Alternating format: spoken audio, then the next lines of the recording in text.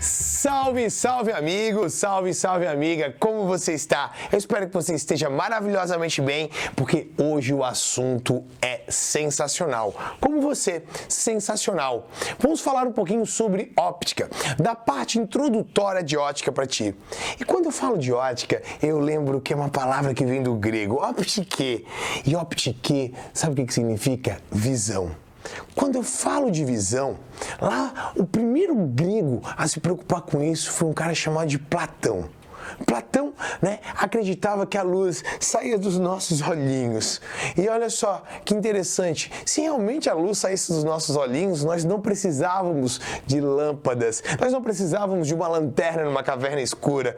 Sabe que Platão teve uma ideia assim meio tipo X-Men, uma coisa meio ciclope, que a gente sabe que não é verdade. Para Platão, a luz saía dos nossos olhos, batia nos objetos e assim a gente enxergava. O que você sabe que não tem muito a ver, porque senão a gente conseguiria enxergar sem sol, sem luz, em lugares extremamente escuros. E a gente sabe que não é assim. Aí Aristóteles tentou dar uma ajeitada nisso e falou que para a gente enxergar nós precisávamos de um fluido luminífero. Ou seja, para a gente poder emanar luz dos nossos olhos, nós tínhamos que estar dentro de um fluido luminífero. Esse fluido luminífero, quem emanava?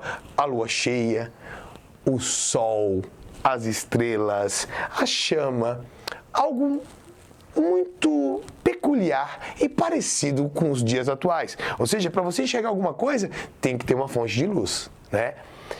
Aí a gente deixou isso aí um pouquinho, passou-se um tempo e veio um cara chamado de Christian Huygens.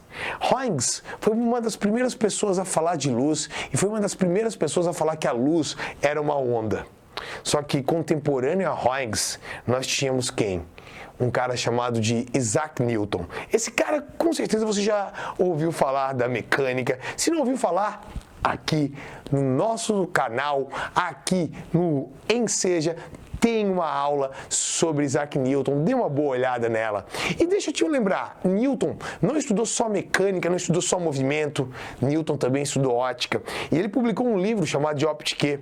Nesse livro, ele defendia ferozmente e ferrenhamente a ideia de que a luz era um corpúsculo. Afinal, Newton era o cara das partículas, Newton era o cara da mecânica. Ele achava que a luz era como se fosse uma bola de tênis, que se eu jogasse no chão, ela batia e voltava. Ou seja, para eu enxergar algum objeto, eu preciso de uma luz.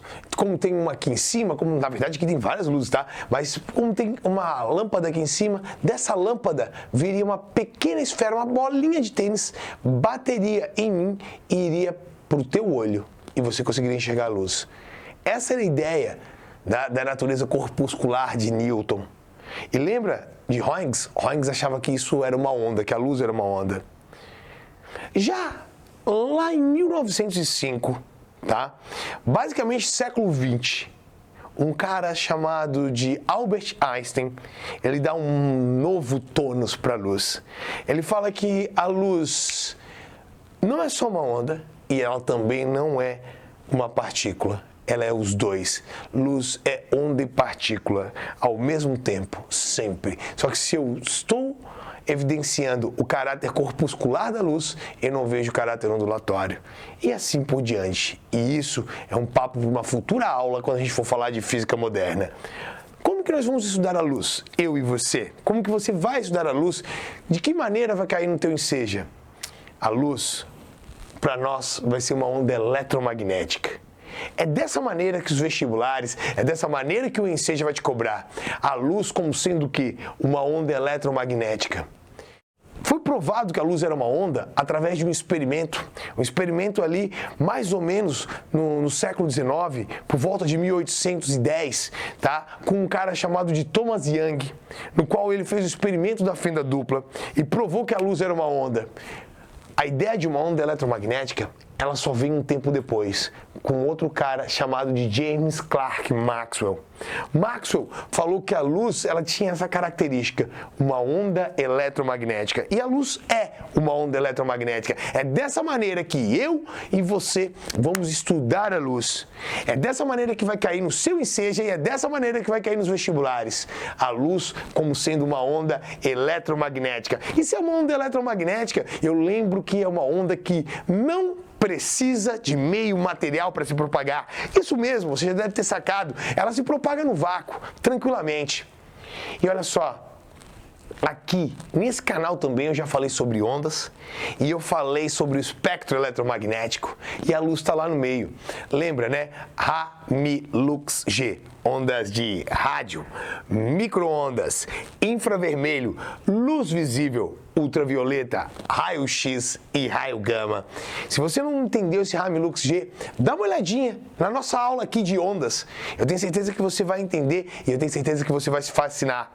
E a luz é uma onda eletromagnética, está lá no meio do espectro eletromagnético, propaga-se no vácuo. Além de ser uma onda eletromagnética, tá? Ela também é uma onda transversal. Até posso te falar que toda onda eletromagnética é uma onda transversal. E o que seria uma onda transversal? Uma onda transversal é uma onda no qual a vibração e a propagação, elas formam um ângulo de 90 graus. Eu também quero te lembrar que essa onda, a luz, uma onda eletromagnética transversal e ainda tridimensional. Ela se propaga em 3 dimensões, tipo uma chama de uma vela. Ela vai iluminar para cima? Vai. Vai iluminar para os lados? Vai. Vai iluminar aqui no comprimento dessa sala? Vai. É uma onda tridimensional. E quando for falar de luz, a gente tem que lembrar de fontes de luz. 2 fontes de luz para você. As fontes que eu chamo de primárias e as fontes que eu chamo de secundárias. Fonte primária, aquela que produz luz. Lâmpada acesa. É muito comum os vestibulares falarem assim, a lâmpada é uma fonte de luz primária. Calma, a lâmpada sozinha, se ela for uma lâmpada que não esteja acesa, ela é uma fonte de luz secundária, porque ela não emite luz. Se eu deixar uma lâmpada no escuro de uma caverna, você não vai enxergar. Porque ela não vai estar emitindo luz. Se estiver tudo escuro na caverna, se eu pegar esse estúdio que aqui eu estou, tirar tudo aqui de luz e botar uma lâmpada, eu não vou enxergar. Agora, se eu acender essa lâmpada, aí sim, ela vai ser uma fonte primária. Porque fontes primárias produzem luz. Lâmpada acesa, ferro ao rubro. Você sabe o que é o ferro ao rubro? Pensa no ferrinho, botei lá no fogo, esquentei, tira esse ferro. Ele vai ficar vermelho, ferro ao rubro, emite luz. Olha só, mais uma para você, as estrelas.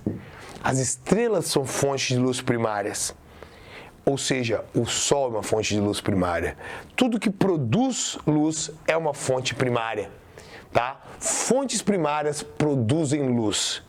As fontes primárias também podem ser chamadas de fontes luminosas. Anota aí, fonte primária produz luz e pode ser chamada de fonte luminosa. Já você não emite luz. Tá, calma, eu não estou dizendo que você não é uma pessoa iluminada, porque você é uma pessoa iluminada. E digo mais, você é uma fonte secundária, e toda fonte secundária é uma fonte iluminada. Anotou? Sentiu o drama?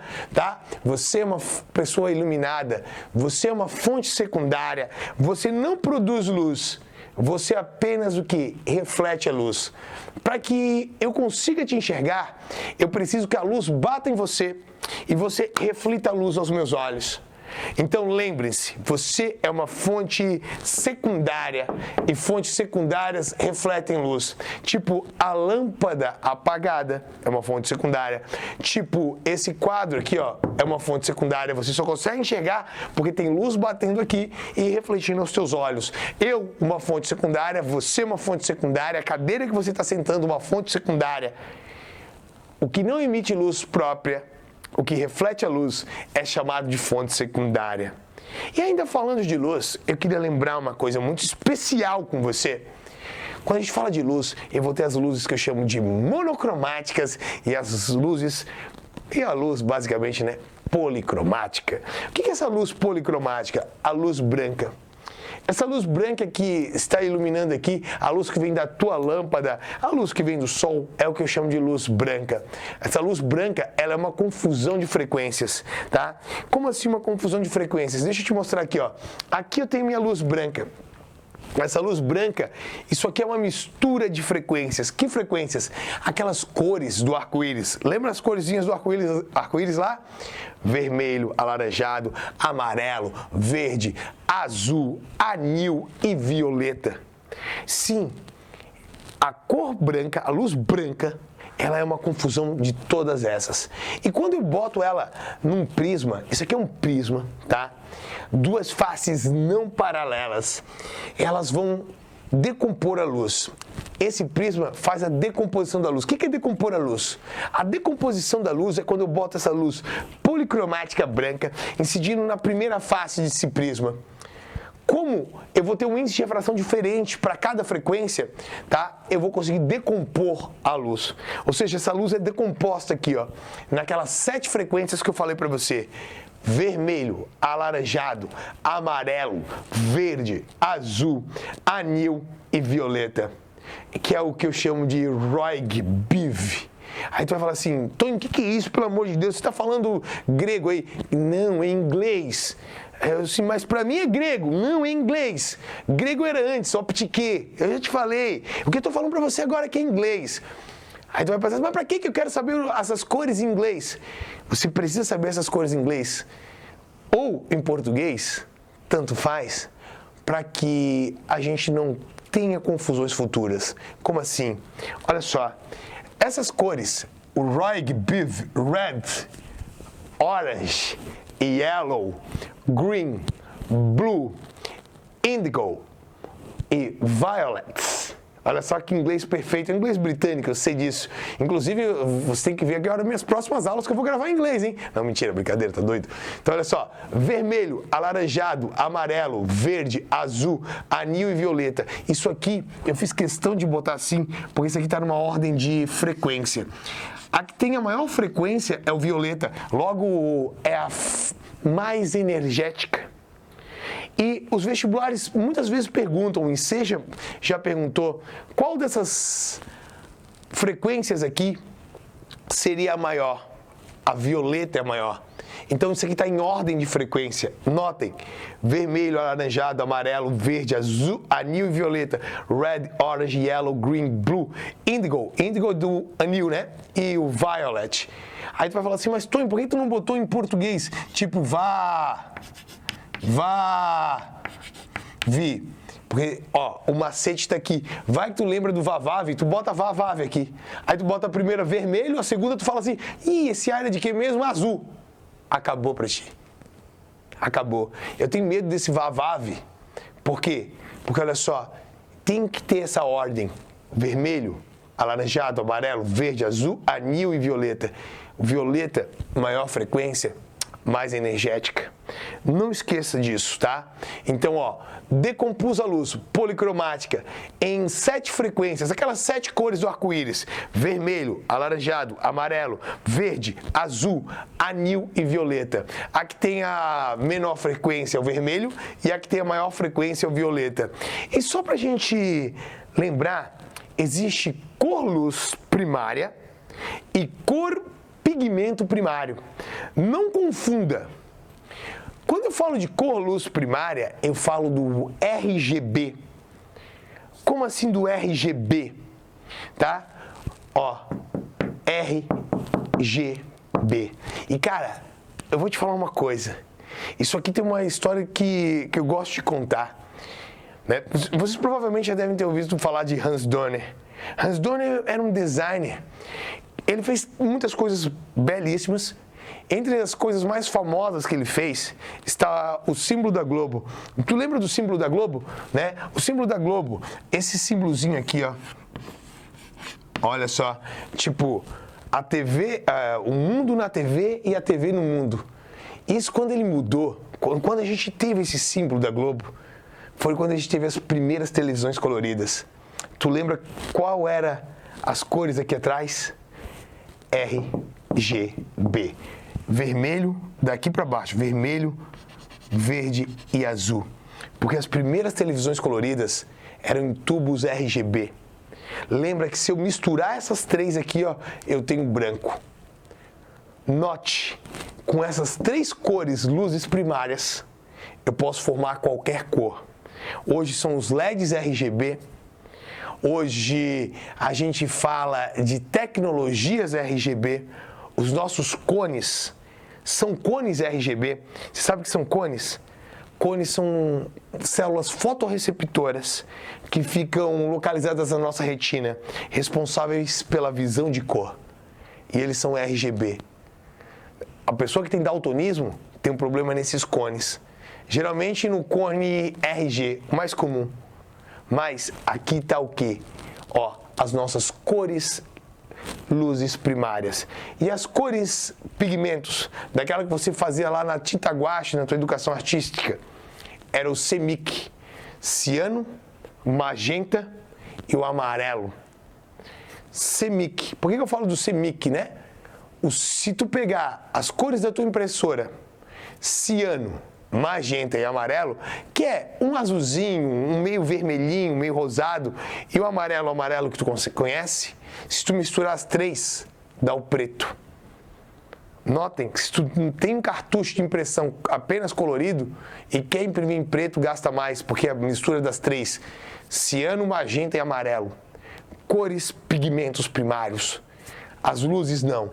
Vermelho, verde e azul. Espero que você tenha entendido tudo sobre ótica e que você tenha uma semana iluminada e um Enseja Iluminado. Bons estudos! Grande abraço! Valeu!